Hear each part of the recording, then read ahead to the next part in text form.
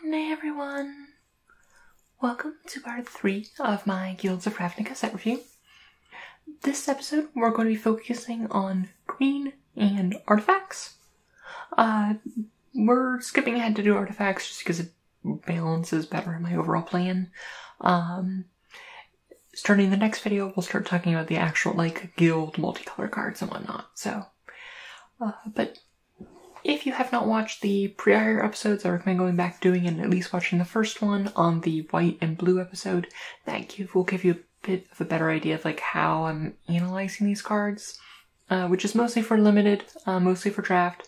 I said that I was going to make comments on Commander, and then I proceed to have not done that. So, I might do a video on Commander and what I'm excited for in this format. In a future video, separate from this. I could probably get that done easily within one video. But, yeah. Well, jumping right into it, first up I got Affectionate Indrik. It is a 6-mana 4/4 beast, and when it enters battlefield, you may have it fight a target creature you don't control.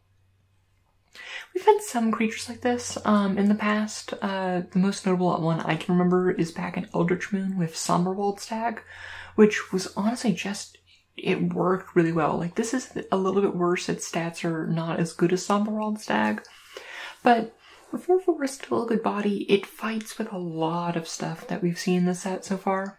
Especially, the only stuff it doesn't really fight well against is maybe the biggest, pumped up Boros thing on the board, or, big Selesnya things.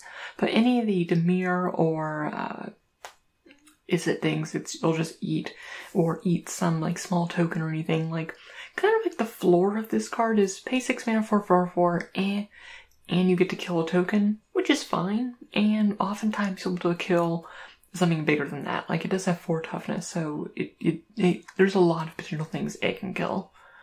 So, yeah, no, I really like Affectionate Indrik. And actually, the bottom line is that it'll end up being a 6 mana deal 4 to target creature, which is not a good card, but that's the worst case scenario. Alright, next up we have Arboretum Elemental, which is 7 green, so 9 mana for a 7/5 with hexproof. And it has Convoke, as you might expect from a 9 mana card. So it is it's a 7/5 hexproof, and that's a body that's hard to deal with. That said, 5 toughness is not impossible. It's actually not that amount that's impossible to get rid of in combat. Back in the crocodile in what was that set? Amonkhet? That one had a bit more toughness, it was a bit harder to deal with. Also, the set doesn't appear to have as many, auras to suit it up with. This won't be Vine Mare, where you're, in M19, where you have to worry about them, suiting up with a bunch of, good enchantments, or a Cold War Snapper that all of a sudden now has Unsera's wings. So, it'll be annoying to deal with, but it's not one of those, impossible to deal with hexproof creatures. Now for its rate. What would I want to pay for a 7/5 hexproof?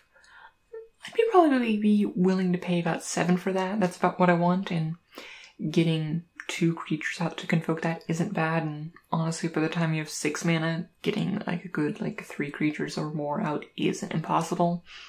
So I actually rather like this as a good top-end creature. Also looks really cool. It's first you animate a tree, and then you give it armor that also kind of looks like a building, and that's cool. Also Selesnya is Bestnia. Okay, Beast Whisperer, which is a 4 mana 2/3, which is but its ability is amazing, which says, whenever you cast creature spell, draw a card. Creature spells are your bread and butter and limited, and you're going to be running a lot of them, and making all of them cantrip is very good. This is a very good card. Easily pack one, pick oneable. Easily worth, honestly, pivoting into green for. It's just, there's not much to analyze. It's just a very good card. It's 4 mana is not expensive for this effect. And, yeah, it's a 2/3 body, which isn't great. But just the payoff is so high, and once you start chaining creatures together, if you untap with this thing, you're you're in so much business. And a 2/3 body isn't like, it's not great for its rate, but that still like blocks a lot of like tokens and stuff very well. So it's like still relevant in it. And it can like get mentored up and things like that, so it's like relevant there. So yeah, no, I like Beast Whisperer. Also just like all that art, nice like forest setting, like you can see the walls of the city in the background, but like this like small like park or something within it. Oh, it's so nice. Bounty of Might. This is a 6-mana instant, which says target creature gets +3/+3 until end of turn. Target creature gets +3/+3 until end of turn. Target creature gets +3/+3 until end of turn. I was not repeating myself. Essentially, you get it's a combat trick that gives like 9 power across the board. And you can split it up and stuff, or you can like all load it onto one. This one I think is very good. Like, you might be able to like compare it to like some sort of like overrun effect or things like that. But the truth of the matter is that I think it has 2 main purposes. One is when you're like, just like, okay, I'm gonna flunge, gonna just put all my things in, and they block, and you get to blow out 3 of the combats, because +3/+3, you're winning almost any combat, unless it's like a 1/1 token being blocked by a giant creature. And that's good. You can like win combats, you can gain good board state, or you can just leave that like 1/1/1 lifelinker token, give that thing +9/+9, and like get a 20-point life swing is also an option when you like, if they don't block it. Yeah, no, I think Bounty might like, you don't want too many of these effects, but it is a rare, so you're not going to be getting that many of them. But this will be a beating when it happens. And it's one of those things where it's like, especially the first time you cast in a match, like, it's not one of those things that you can like play around to expect. It's not like an overrun effect where like, I know overrun's an uncommon in this format, and I have to like, does this look like an overrun attack? Okay, and you gotta plan according to that. You can't really make that like assumption necessarily with Bounty of Might. Also, flavor text on there. Good job, Aurelia. You recognize that the Conclave is best. Or, I mean, at least not to be, like, fucked with. I am the very soul of battle, but even I would never advise open war with the Conclave. Yeah, Selesnya. I don't know why it doesn't have a Selesnya watermark, though. It seems like the kind of one that would. A Circuitous Route. It is a 4-mana sorcery, and it says, search your library for up to 2 basic land cards and or gate cards. Put them onto the battlefield tapped, and then shuffle your library. I mean, this is a straightly better explosive vegetation. I think it's fine. The thing is that a lot of the big things in this format are convoke cards, and honestly, you'd probably want to be spending your 4-drop slot to be like getting more creatures to convoke it out, because then they're also creatures. Obviously, if you have any gate synergies, which we haven't seen too many, but we'll get to that in a little bit, it improves there. It fixes your mana really well if you're doing any sort of splashing and fixing. So I don't think this is bad. Like, this is no Grow from the Ashes, but it's not bad. But you do need a reason to put in your deck. Like, Dominaria, Grow from the Ashes, you'd run it regardless, because the flexibility of being able to cast it on 3 or 5 is like really nice, and there were like big things you wanted to kick into. This one, I think it's a bit more narrow, and you need to have a reason to have it in your deck, but it'll do its job when it's in that place. That said, you are spending 4 mana not affecting the board state, so that is something to keep in mind. Next up is Crushing Canopy. It is a 3-mana instant with choose 1, destroy target creature with flying, or destroy target enchantment. This is a sideboard card. No way around it. It is a sideboard card. Probably don't main deck it. Pretty much you don't want to main deck it. This isn't, like, you would main deck Plummet in M19 because there were so many, like, dangerous flyers, and Well, there's a fair amount of flyers. It isn't as big of a problem here in the set, it seems. No. Next up is Demekaran Dissident. It is a 2-mana 2/2 that you may pay 5 mana to give it +2/+2 until the turn. It's a bear, which honestly, for the Selesnya and Boros decks, like, they don't mind having just, well, I guess no, not Boros. I'm still thinking about, like, connecting those two. But for, like, the Selesnya decks, they do kind of, like, want this kind of, like, cheap creature that can, like, help convoke out stuff later on, and getting your low drops is important. For the Guildgate deck, like, this is, they also kind of want cheap creatures that will, like, trade off early. And late game, this does scale to be, like, when you need to, pump it up or something, or even with threat of activation. It's like, it's still a bear, and it's nothing amazing, but, I think it's fine. It's fine. It's nothing amazing. District Guide. It is a 3-mana 2/2 that when it enters the battlefield, you may search your library for a basic land card or a gate card, reveal it and put it in your hand, then shuffle your library. So it's a 3-mana 2/2, which is fine. It's not great. It's honestly bad. But that said, it is like a Civic Wayfarer artifact. It does draw you a card in a way, which is not bad. It leaves behind a real body that will trade for a lot of things or stop, like, early aggression. It'll fix your mana. Obviously its value goes up more if you are splashing, or if you have, like, gate synergies you want to, like, tutor up your gates for. So I think it's fine. It's not as good as if it was a 3-mana 2 draw card, in my opinion. But it's fine.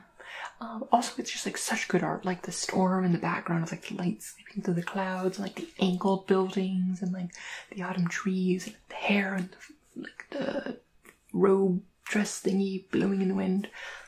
Really cool art. Next up is Generous Stray, which is a 3-mana 1/2. When it enters battlefield, draw a card. Hey, it's a similar card to the one I described. It being a 1/2 though does make it a fair bit worse. I think this is a fine 3-drop. And maybe you do end up having a lot of 3-drops. And I think this is just fine. It'll hold back tokens well enough, and the fact that it replaces itself is fine. Like, you play a lot, like, you know what, like, in terms of, like, 3-mana dorky things on board, like, Skyscanner was a good card, and this one will be fine too. Also kitty, so obviously it's good. Golgari Raiders. It is a 4-mana 0/0 with haste that enters battlefield with a +1/+1 counter for each creature in your graveyard. So obviously these need some workaround. But some build around for it. Like, you want to have, like, black surveil stuff to, like, start filling up your bin. But the fact that it scales well with the game is really nice, where, like, late game you draw this and all of a sudden you have, like, an 8-power haste creature is just really good. And then obviously you probably don't want to be playing it on turn 4 because you're not going to have that much stuff in it. But it's like by turn 4, if you're, like, trading off aggressively, which is really what you want to be doing in this Golgari deck, you'll be able to get, like, a good, like, 4-rate creature. And just the fact that it just scales well with the game, which makes me like this a lot. Next is Grapple Sundew. It is a 2-mana 0/4 with Defender and Reach, and you may pay 5 mana to give it indestructible until end of turn.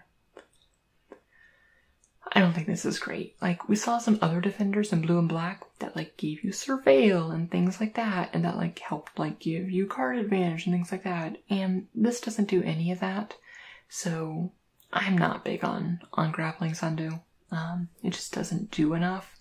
I mean, it is, like, if you need 2-drops to, like, power your convoke stuff, alright, but yeah, I'm not big on Grapple Sundew.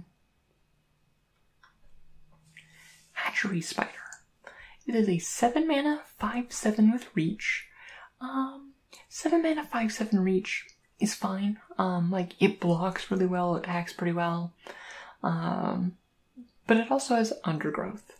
When you cast the spell, reveal the top X cards of your library, where X is the number of creature cards in your graveyard. You may put a green permanent card with converted mana cost X or less from among them onto the battlefield. Put the rest on the bottom of your library in a random order. So 5/7 for 7 reach. I think that's fine. Like, I'm not excited by that card. It's a little underrated. But the fact, even if you just like aren't like powering this thing, like if you have like, by the time you're at 7 mana, you're probably gonna have, if you can get like 4 things in your bin, that's not unreasonable. You look at the top 4, and since so many things in the deck are gold, like, making sure your creatures are green isn't that hard. And if you can like just like hit even just like a 2-drop, all of a sudden this card is just like really nice. And overall, I think this is just like a really solid card that will give you a lot of value.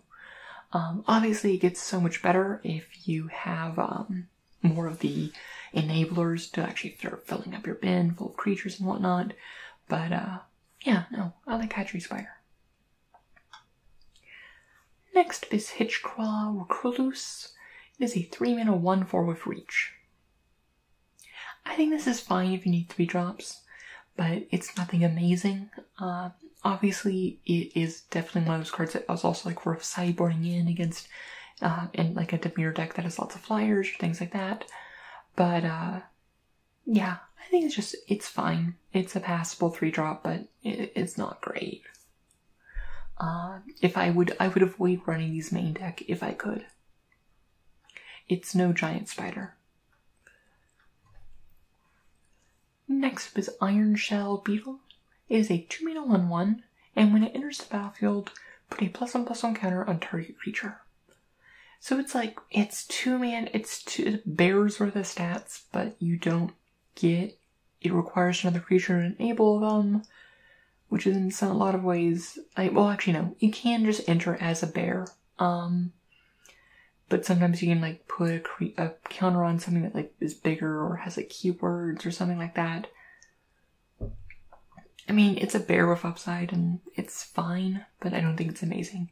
Like, Gujar Seed Sculptor in Kaladesh, which was a 1/2 with the same effect, which was essentially a 2/3 for 2 if you needed to. Like, all of a sudden you're like so much more ahead for rate with that, which I'm more interested in that. And this one I'm just like, it's fine. It's fine. It's a 2-drop. Next up is Crawl Foragers. It is a 5-mana 4/4, and when it enters battlefield, you gain 1 life for each creature card in your graveyard. If you need a 5-drop, this is passable. I mean, instant life gain stapled onto a creature isn't bad, I don't mind it. Like, pure life gain spells are bad. But the fact that, like, it does give you incidental life gain is fine, but it's a 5-mana 4/4, which is below rate. It isn't great. You want to have better 5-drops, but if you're struggling on your top end, you could do worse. So, not super high on this. Next up is Crawl Harpooner, which is a 2-mana 3/2 with reach, and when it enters the battlefield, choose up to 1 target creature with flying you don't control. This card gets +X/+0 until end of turn, where X is the number of creature cards in your graveyard. Then you may have Crawl Harpooner fight this creature. So obviously the idea is like you can have this and it'll like sometimes fight a flyer for you, and like it's like, oh, it's good cyber tech against flyers, but honestly you can just ignore that when evaluating this. This is a 2-mana 3/2 reach. That's a good card. That's well above rate. And the fact that it can also just randomly kill a flyer when you need to on board, like almost any flyer. Yeah, no, Crawl Harpooner, real nice. I like this card. It's really good. It's just a really good 2-drop. It's probably one of the better like 2-drop creatures that isn't a rare in the set, so. Next up is Might of the Masses. It's 1 green for an instant. Target creature gets +1/+1 for until end of turn for each creature you control. Oftentimes this will probably just play out as a giant growth. It's like a build your own giant growth that will sometimes be bigger. That said, I think it's worse than giant growth because most of the time giant growth will win you the combat and you don't need more than a giant growth, and sometimes this will give you less than a giant growth. But yeah, I mean, sometimes in like that situation of like the bounty of the masses or whatever, or bounty of might, like you have the situation where you're flunging and then you can like give your like small lifelinker like a bunch to like punch through that didn't get blocked or whatever. Then like that has there, but it's a 1 mana combat trick that like scales well with the game, and you know, I think it's fine. It's still a combat trick and it's not great. Yeah, that's about what it is. It's a combat trick. It's okay, but it's a 1 mana combat trick, which I like. Next up is Nullhide Farik. It is a 4 mana 6/6 hexproof, which you cannot cast spells, and you pay 2 mana to have it lose all abilities on end of turn. Any player may activate this ability. If a spell or ability an opponent controls causes you to discard Naric's Farox, put it onto the battlefield instead of putting it in your graveyard. Okay, this one has a lot going on. Okay, first off, okay, that third ability, that it can have it lose all abilities on the turn, any player may activate this ability, you can kind of divide that into two things, where it's either spells your opponents cast that targeted this for like removal and stuff cost 2 more to cast. Okay, that's fine. And you can't cast non-creature spells, it just means your non-creature spells cost 2 more to cast. And that's kind of what you can like disseminate those into. Like it's not like, and that just removes the hexproof clause, like otherwise they just can't do that. And the discard thing is most of the time irrelevant and limited. But when it comes down to it, like, is that worth it for a 4 mana 6/6 that has like a little bit of upside for your your opponents being harder to kill it, while also downside because you can't cast non-creature spells. That said, if you're in like green, you're probably gonna be more focusing on your creature spells. I think it's fine. Like, obviously don't play it if you're in a situation where you know what you want, like, oh, I paid this 4, but I also have this like 5-drop removal spell. I have the contract killing now when I cast next turn. Then you just don't cast this. And then you just got a 4 mana 6/6 that's a little bit hard to remove, and that's really good. Like, I think this is a good card. It has a lot going on, and obviously, honestly, it'll often just come down to being a 4 mana 6/6, which is good, with some incidental down and upside. But it's a 4 mana 6/6 with like not downside when it comes to its combat ability. So, I like Nullhide Farik. Next up is Pax Favor, which is a 3 mana instant with Convoke to give target creature +3/+3 until end of turn. So it's kind of like a giant growth, except you could have 3 creatures and pay no mana for it. So if you're tapped out, you can like get your opponent and stuff like that, but it does require you to have creatures. I'm not huge on this. Like, combat tricks are already like naturally very situational, and this is just like, what if we made a combat trick even more situational? And I just don't like that. There's gonna be so many situations, awkward situations, like, that's gonna be fine, and the benefit of it being able to like sometimes cast it without any mana, I think outweighs the fact that it's like the worst giant growth. Not big on Pax Favor. Next up is Pause for Reflection. It is a 3 mana instant with Convoke. Prevent all damage that would dealt this turn. It's a fog. Fogs are bad and limited. No matter how awesome and amazing the art is, it's bad. Don't play it. And limited, just don't. Just don't. Fogs are bad. Next up is Pelt Collector. It's 1 green, and for an elf warrior, it's a 1/1. And whenever another creature you control enters the battlefield or dies, if that creature has a power is greater than Pelt Collector's, put a +1/+1 counter on it. and as long as it has 3 or more plus combustible counters, it is trample. So for that last one, honestly, so it's essentially saying, once this has a relevant number of counters where trample would actually be useful, it has trample. It just has trample in general. I really like this. Like, it comes down early. It can be convoked if you need to. If you have like incidental mentor creatures in white, if you're playing Selesnya, it's good.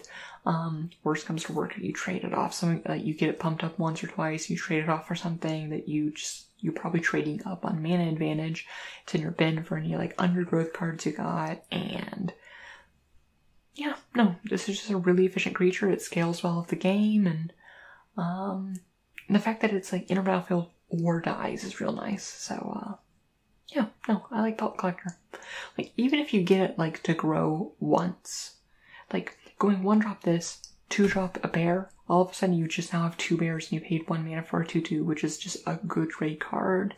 And yeah, no, Pellet Collector's real nice.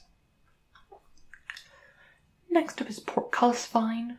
It is a 1 mana 0/3 with Defender.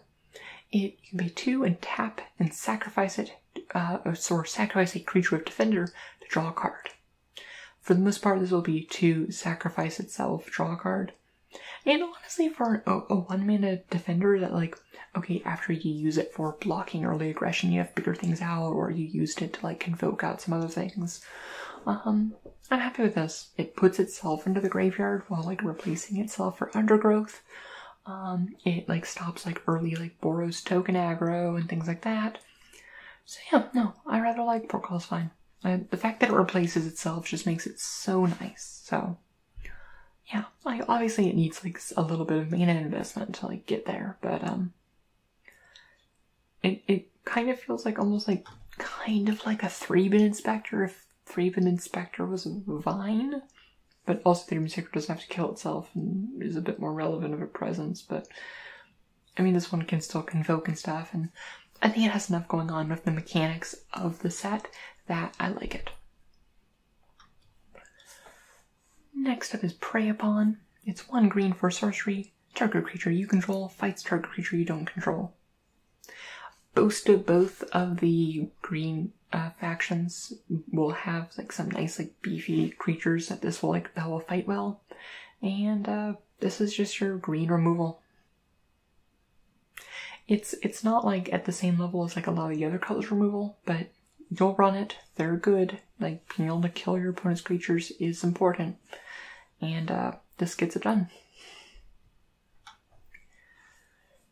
Coming back is Sage Worm. It's a 7 mana 5/5 to convoke and trample. It's just a big guy that if you have 2 creatures out by turn 5 when you're like on curve and you get a 5/5 trample for 5, that's great. If you get it out turn 4, that's real nice. It's a 5/5 trample. It's relevant almost at any point in the game. It's a Siege Worm. Yeah, no. This is just another one of those just good, like, top-end cards, and in a really good Selesnya deck, if you get all the token stuff going, like, it even, like, powering that out early could just put so much pressure on your opponents, and a 5/5 is a body that needs to be dealt with. And having trample as well, just being real nice. Next up is Sprouting Renewal. It is a 3 mana sorcery with Convoke that you can either create a 2/2 green and white elf knight creature token with vigilance, or you can destroy target artifact or enchantment. This is one that like one of those like artifact or enchantment ones that like I wouldn't mind running main board, just because with Convoke like you can I mean a 3 mana 2/2 elf knight isn't great. I mean, it does have vigilance, but sometimes you'll like convoke it out and like kind of squeeze it into a turn that you're not doing anything else, and being able to hit just when you actually do need it to be like kill an artifact or enchantment, it's there. I think most of the time you'll be making the Green Knight for at least game 1, yeah, no, it's both modes are relevant things. Like, you don't want these situational sideboard cards are bad when they're stuck in their hand and not doing anything. And this one does something, even if that thing isn't great. So, yeah, no, I like Sprouting Renewal. Next up is Urban Utopia. It is a 2-mana enchant land. When it enters battlefield, draw a card, and the enchanted land can tap for any color. Obviously this is great if you're doing any sort of, like, splashing and stuff, which you're honestly kind of incentivized to do, because, like, there's so many powerful gold cards. And the fact that it replaces itself is really nice, too. And it's like a 2-drop, so you're not, like, it's not a huge opportunity cost, and if you don't need a splash, like, even then I'd still consider running this, because there's a lot of, like, heavy mana requirement, even at a common, and, yeah, no. I rather like Urban Utopia for, as kind of like a... Obviously you don't want to run too many of them, but, no, I'd run the first one, maybe 2. It replacing itself and, like, cycling for just 2 mana is really nice. Next up is Vicar Spore Worm. It is a 6-mana 6/4, and when it enters battlefield, target creature gets +X until end of turn, where X is the number of creature cards in your graveyard, and it cannot be blocked by more than 1 creature. 6-mana 6/4 that can't be blocked by more than 1 creature is okay, I guess. Like, it's not something I'm super excited for, but I think it's passable. That said, also be able to just, like, give something ++X and vigilance and just get, like, a nice, like, punch in. It's not bad. Like, you could do worse as, like, kind of like a top-end 6-drop. So, yeah.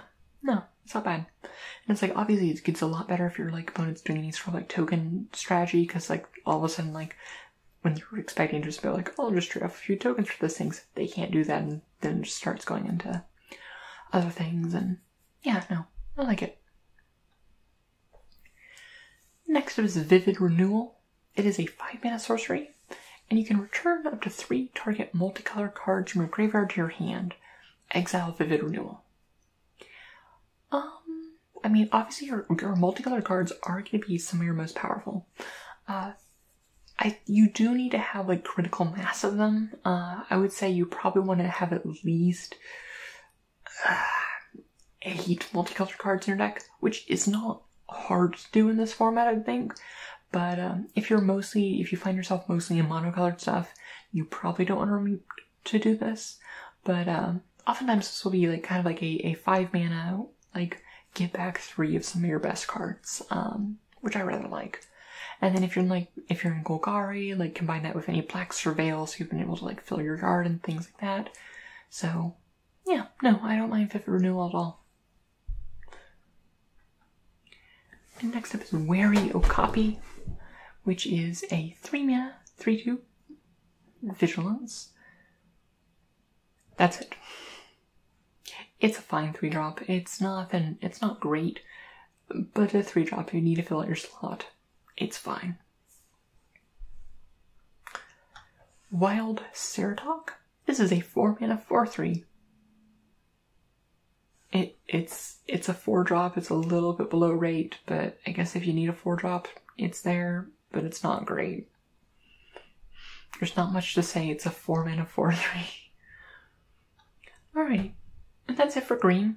Green's doing green things, like big creatures, doing stuff with lands, fixing your mana, and things like that. And I really like a lot of the, like, some of the undergrowth stuff is interesting.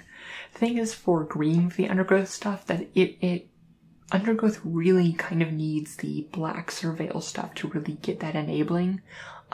Selesnya is a lot less interested in undergrowth because, like, just white-green just doesn't have the same enablers for undergrowth that Golgari has. Whereas, like, Golgari is still going to have creatures, so, like, maybe not as, like, efficiently as Selesnya, but they're more interested in some of the convoke creatures than Selesnya is the undergrowth creatures. Okay, into words and things. This other part, artifacts.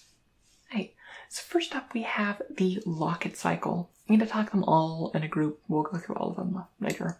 But essentially, they're 3-mana artifacts that tap for one of the 2 colors of one of the guilds represented here. And you can pay 4 hybrid mana of that guild, sacrifice it to draw 2 cards. Honestly, I think these aren't bad. I think if you need to splash, I think they're not bad, but I honestly think they're best when you're on color. Just being able to, because the clue stones were fine, but the fact that now this one, like, because they replaced themselves, but the fact that this one, like, gives you up a card, which is a really nice, actually, card advantage late game, but a lot of the power of them is needing to activate that, and if you're just using these for, like, splashing effects, it's harder to get that there. There also are 3-drops that aren't affecting the board state, so, you know, I would honestly more lean to, unless you need to splash for a bomb or something, trying to only stick to the ones in your colors, just because they get a lot worse if you can't sacrifice them. I mean, obviously, like, if you were, like, say, in Selesnya, you could potentially get quadruple white to sacrifice this still, like the Boros Charm, Verb, Locket, but that is a little bit more of a tall order, but, yeah. So we have Boros Locket. Also, I am totally weird that I might be eating my words, that I feel like this is one that will also just very much depend on the speed of the format. If this ends up being a very fast beatdown format and Boros is starting to really overperform, I would imagine that these lockets are just going to be too slow. Like, not doing anything on your 3-drop and not laying out a creature can be a real liability. Okay, next up is Chamber Sentry. It is an X mana 0/0, and it enters the battlefield with +1/+1 counter for each color of mana spent on it to cast it. And you can pay X and tap it to remove X +1/+1 counters from Chamber Sentry, deals X damage to any target, and you pay Wooburg to return it from your graveyard to your hand. Okay, let's think about this like from like the normal situation. Your 2-color deck, this will often be a 2-mana 2/2 that later on you can like pay 2 mana and tap it to do 2 damage to any target. And you know, I think that's fine. I think that's a perfectly fine card to be playing. You're very rarely going to get the Wooburg to return it to your hand, but I don't need that effect, and like I am great with just being like, and if you're splashing for a 3rd color and you're able to put this down for a 3/3 for 3, that's even better. And yeah, no, I think Chamber Sentry is just like, it's good. It's nothing splash or anything, but just a real solid creature for the 2 or 3-drop slot. Next up is Chromatic Lantern. It is a 3-mana artifact, which gives lands you control tap, add 1 mana of any color, and it itself can tap to add 1 mana of any color. You'll probably end up taking this a lot because it's worth money, because it's a commander stable. That like goes into like almost every deck that isn't like monocolor. Obviously, if you need a fixing, like, then it ultimately fixes you, like, to the max. But like, I mean, as mana rocks go, like, this is like kind of like the mana rockiest mana rock. Yeah, no.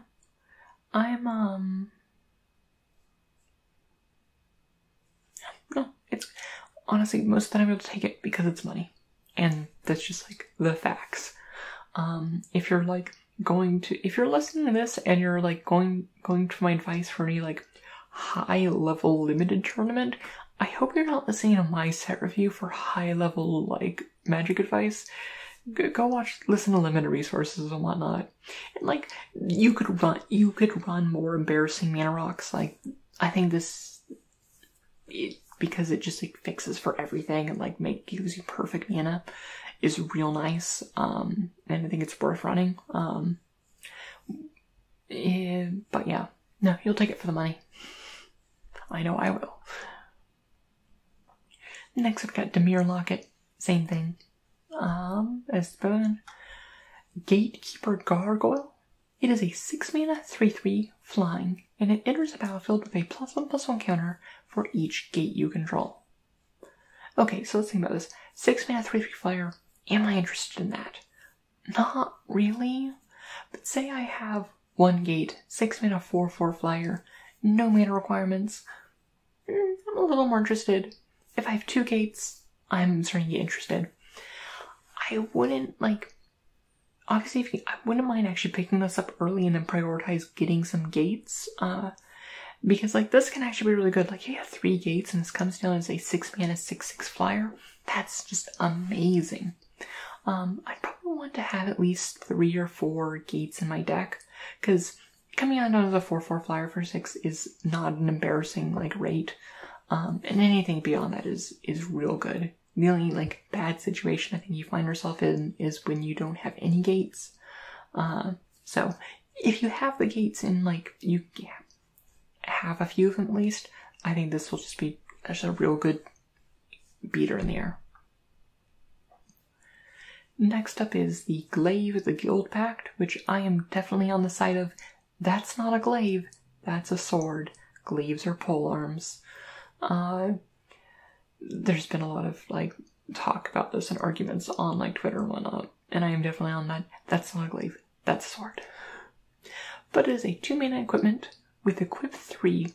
Equip creature gets +1/+1/+0 for each gate you control and has vigilance and menace. Okay, equip 3 is a tall order. That said, this is a token set, and tokens, like, wield this very well. If you have, like, a couple gates out, then, like, I'd actually really like that. If you're putting this on, like, 1/1 lifelink tokens, like, that's great. Them having, like, vigilance and menace is real nice. Equip 3, though, is a tall order. And again, I'd want to have at least 3, preferably more gates in my deck before I really want to be running this. It's just equip 3 is so slow, and if this format ends up being too fast, I could really see this being an issue. That said, vigilance and menace are 2 very good keywords on Unlimited, so. Right, next up is Golgari Locket. We've talked about these. Is it Locket? Rampaging Monument. It is a 4 mana 0/0 trample, and it enters the battlefield with 3 +1/+1 counters. Whenever you cast a multicolored spell, put a +1/+1 counter on Rampaging Monument. Okay, it's a 4 mana 3/3 trample, which is fine, but then scales with, like, roughly half the cards in the set, which are often some of your best cards, and, like, grows with the game. I think this is a really good card. I think this is something, honestly one of the better, like, uncommon 4-drops. This can get real big and it just triggers off of so much. Like, again, you probably don't even need that many multicolored cards to make this good. Like, a 4 mana 3/3 trample isn't great, but it's not embarrassing. Just 1 multicolored card, and it's up to a 4 mana 4/4 trample, which is a good card, and yeah, no. Rampaging Monument, real solid. Selesnya Locket. This is obviously the best of the lockets, because it's Selesnya. Selesnya is the best. That is objective fact. Next up is Silent Dart. This is a 1 mana artifact. It's a 4, you can pay 4 mana and tap it to sacrifice it to deal 3 damage to target creature. I guess if you need removal, like, this is really expensive removal, but if you absolutely need removal and are like, kind of like, I think this is fine, but it's not great. Like, if you have nothing else, sure, this is acceptable, but I wouldn't go out of my way for this. And next up is Wand of Verb. It is a 1 mana artifact, which you can tap to put the top card of your library into your graveyard. And you may pay 2 and exile it to shuffle up to 5 cards back into your from your graveyard into your library. This is one of those cards I think if you're playing that Golgari deck, you want to get these to get that enabling. Obviously, it's not as important in, like, I think in, like, the Is It deck, because, like, the Is It deck doesn't necessarily want to, like it can, like, oh, like, bending stuff into the yard so I can, like, jumpstart it later, but, like, that isn't as important. This is mostly just very important for that Golgari deck and trying to get those enablers, because Undergrowth is a cool mechanic, but we haven't seen that much. There is some stuff in the actual Golgari cards that we'll talk about 2 videos from now, I think. But that said, and this is one of those enablers, and I think this will be very good if in that deck. Just be able to like mill yourself every turn and like pump those things up, and can really start pushing those undergrowth cards to be real good. So yeah, no, if you're in that deck, this one of Array is very good. If you're in like the is it like and have a lot of jumpstart spells, I think it's solid enough. If you're not in any of those decks, it's pretty much useless. So yeah. And that is it for green and artifacts. So a little bit shorter because there's less artifacts than the last 2 videos, because there's less artifacts than are like a full color. But yeah, well, I hope you enjoyed this video. Let me know if you disagree with any of my analysis of any of these. I want to get better at this game just as much as all of you do. And yeah, I'll see you tomorrow for the next when we start diving into the gold cards, the multicolor cards. So yeah, well, I will talk to you all later. I hope you have a wonderful night, and may your story smile upon you.